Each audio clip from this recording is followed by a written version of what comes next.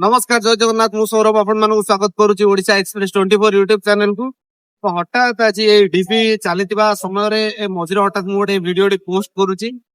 तो पोस्ट करार रिजन यही कि जे तो बर्तमान एबे सब पिला आसुचंती डीपी को।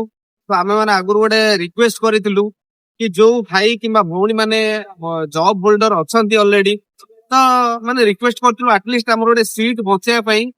तो वर्तमान भी आमे देखा पाउछु कि बहुत भाई भौणी माने जो माने ऑलरेडी जॉब रे अछंती आउ पुणी थरे डॉक्यूमेंट वेरिफिकेशन रे आसुचंती। तो आपण मानकु गोटे रिक्वेस्ट रहउची कि नेक्स्ट जो डीबी अछि जतिक दिन अछि तो आमे माने आपन फोर्सफुली तो किछि कहि परिबुनी काहे ना सेटा हमर अधिकार नाही। तो गोटे जिनिस हम माने रिक्वेस्ट करूछु केवल हमर टोटल डिप्लोमा पिल्लांक तरफरु। तो प्रति भाई भौणी माने आपण माने कमेंट बॉक्स रे कमेंट करिवे कि मु ठीक कहूची कि भूल कहूची कि माने एक्चुअली फ्रेश पिला मानकु टिके चांस दिया जाऊ जो माने ऑलरेडी किछि भी चाकरी करि नाहंती।